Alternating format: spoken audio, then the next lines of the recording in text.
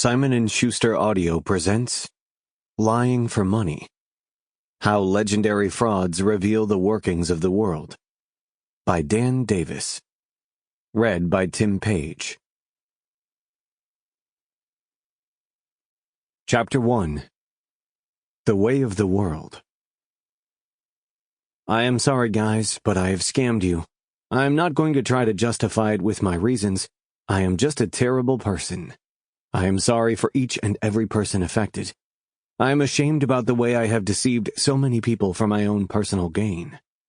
For what it is worth, the money is not going to stupid lifestyle-enriching purposes. Even though I could likely go on for a few more days making fake promises and feedback, I have reached my goal and will lock myself out of my account. For anyone interested, this started on the 19th to the 22nd of December. After that, I have not had a single gram of weed or hash in stock. That is all I had to say. That was the message received by customers of Ninth Wonder, an online drug dealer on a marketplace known as Evolution, when they logged in on January 2015 to check why their merchandise hadn't arrived. The apology and confession were unusual, but the scam wasn't. The unlisted websites where contraband is bought and sold over confidential web browsers, known as dark markets, because online criminals are addicted to science fiction language, have been absolutely rife with frauds from the start. On the one hand, this might be seen as predictable.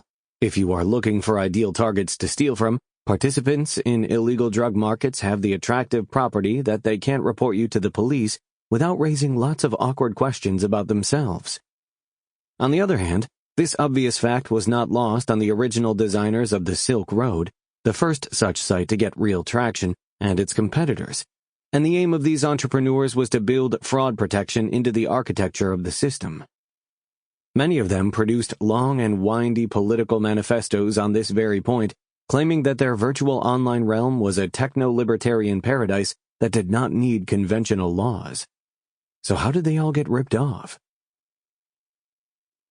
Pleased to meet you. Actually, at this point, I should probably explain why I'm so interested in these things, and maybe reassure you that I'm not a criminal, and this book isn't going to end with a superficially plausible invitation to join in with a pyramid scheme. About half a dozen friends forwarded the news stories about Ninth Wonder to me when they came out, and as soon as I read the opening lines, I could guess what had happened because I'm extremely familiar with the pattern. This particular fraud has been around since the ancient Greeks, in fact, although I'm personally most familiar with it from autobiographies of gangsters in swinging London of the 1960s. I collect... Sample complete. Ready to continue?